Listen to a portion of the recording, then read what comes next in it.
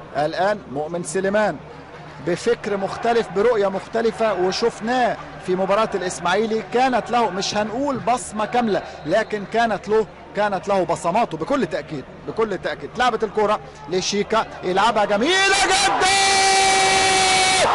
جول جول زملكاوي.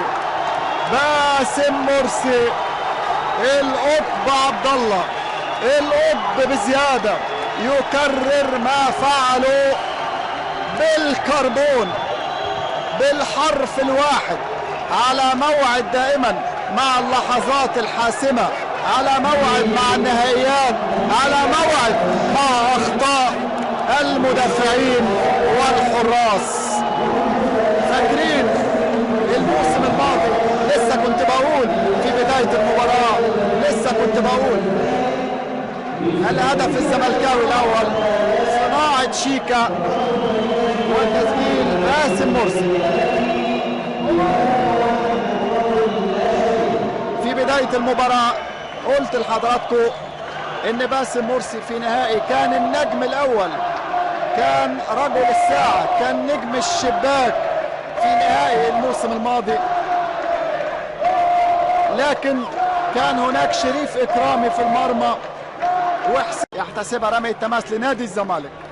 استاد برج العرب، الحضور من الجانبين زي ما عرفنا في الاجتماع التقليدي قبل المباراة ان هناك 50 فرد من كل نادي، بالاضافة ل 12 مسؤول من كل نادي. ادي باسم حاول يسيطر على الكورة ومعاه رامي ربيعة، استدرج رامي للخروج بره منطقة جزاء النادي الاهلي. يا ولد شيكا بقى يحطها لنفسه، ضربة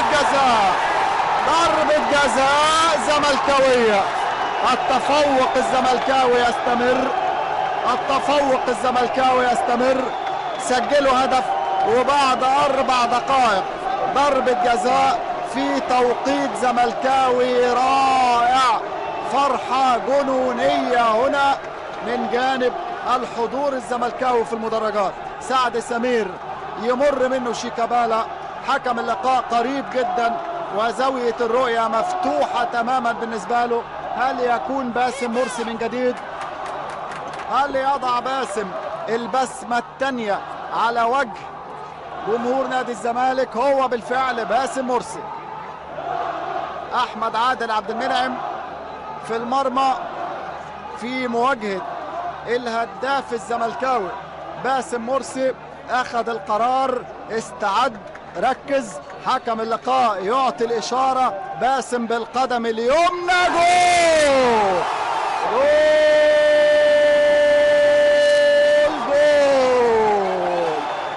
على موعد مع الثنائيات.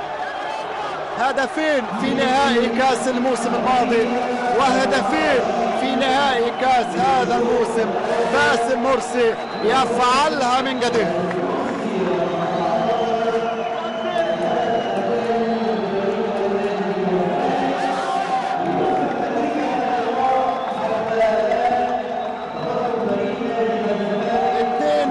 لنادي الزمالك، هدفين في أقل من 5 دقائق. نجح باسم مرسي في خطف الهدف الأول ويخطف الهدف الثاني عن طريق ركلة جزاء. لكن خلي بالك، إذا كان كل الكلام على باسم على تسجيله للهدف الأول وترجيح حسام غالي، لمسة والثانية وهات وخد ومحاولة المرور، لكن علي جبر بعد الارتباك الدفاع الزملكاوي لكن خلصها عليه عبد الله السعيد. يسدد عبد الله لكن اتقطعت وما كملتش. ايمن حفني توصل كرة لوليد سليمان، حسام عاشور حطها جميلة ناحية الشمال لصبري، عرضية خطيرة جدا جوه منطقة الجزاء ومطالبة بركلة جزاء. حسبها ركلة جزاء المجري اندو ساندور زابو. لا يتردد، لا هو الحقيقة تردد، هو بعد تفكير، بعد أخذ ورد مع نفسه كده. وقد يكون كلام كمان، كان في كلام من المساعد، رغم انه المفروض لا المساعد ولا اي بشر اخر له رؤية في هذه الكرة الا حكم المباراة. ادي الكرة اسلام جمال وشد شد بالفعل من القميص من الفانيلا لعمرو جمال. كرة كانت ضاعت وكرة بلا داعي من اسلام، لكن اتسبب في ركله جزاء يتصدى لها طبعا المتخصص عبد الله السعيد في مواجهة الشناوي. نجم كبير ومتخصص في ركلات الجزاء، حارس مرمى كبير في حراسة مرمى الزمالك عبد الله السعيد والشناوي. عبد الله السعيد جول جول جول. عبد الله السعيد نعم يعيد الاهلي من جديد، يحيي امل الاهلي من جديد بهدف عبد الله السعيد. ضربتين جزاء في المباراة، ركلتين جزاء، والاثنين نجحوا في تسجيلهم باسم مرسي وعبد الله. الإثارة حاضرة، المتعة حاضرة في الشوط الأول، نتمنى أنها تستمر إن شاء الله حتى النهاية. الآن مؤمن سليمان بفكر مختلف برؤية مختلفة، وشفناه في مباراة الإسماعيلي. كانت له مش هنقول بصمة كاملة، لكن كانت له بصماته بكل تأكيد بكل تأكيد. لعبت الكرة لشيكا، يلعبها جميلة جدا،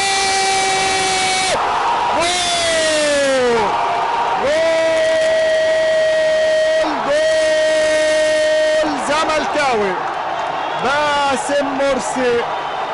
القطب عبد الله، القطب بزيادة، يكرر ما فعله بالكربون بالحرف الواحد، على موعد دائما مع اللحظات الحاسمة، على موعد مع النهائيات، على موعد مع أخطاء المدافعين والحراس.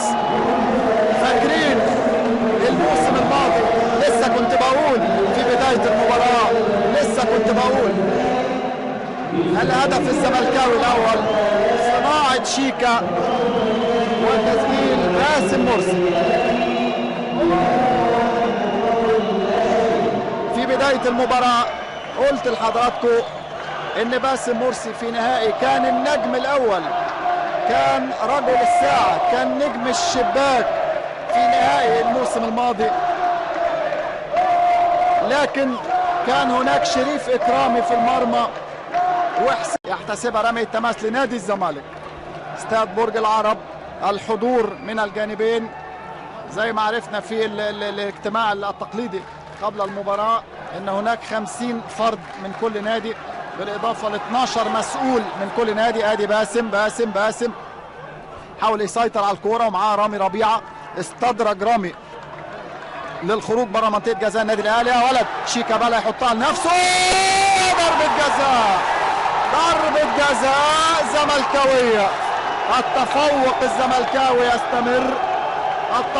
الزملكاوي يستمر، سجلوا هدف وبعد 4 دقائق ضربة جزاء في توقيت زملكاوي رائع. فرحة جنونية هنا من جانب الحضور الزملكاوي في المدرجات. سعد سمير يمر منه شيكابالا، حكم اللقاء قريب جدا وزاوية الرؤية مفتوحة تماما بالنسبة له. هل يكون باسم مرسي من جديد؟ هل يضع باسم البسمة الثانية على وجه جمهور نادي الزمالك؟ هو بالفعل باسم مرسي. احمد عادل عبد المنعم في المرمى في مواجهة الهداف الزملكاوي باسم مرسي. اخذ القرار، استعد، ركز. حكم اللقاء يعطي الاشارة، باسم بالقدم اليمنى، جول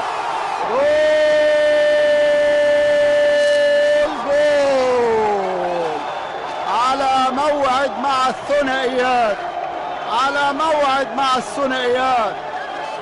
هدفين في نهائي كاس الموسم الماضي وهدفين في نهائي كاس هذا الموسم. باسم مرسي يفعلها من جديد.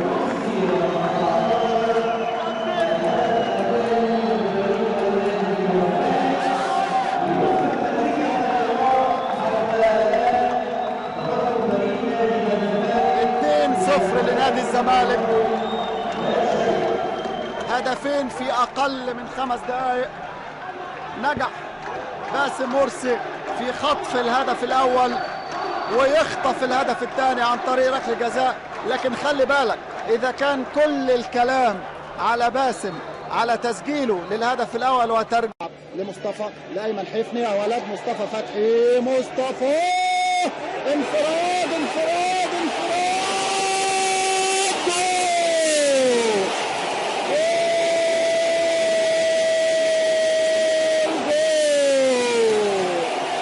مصطفى فتحي السالك كلمة سر الزمالك، ضيع انفراد ما يضيعش في قمة 9 يوليو البائسة، لكن هو الآن يعوض لصالح جمهور الزمالك بهدف رائع. شوف المهارة، شوف الانفراد، شوف المراوغة، ومن تمريرة مين؟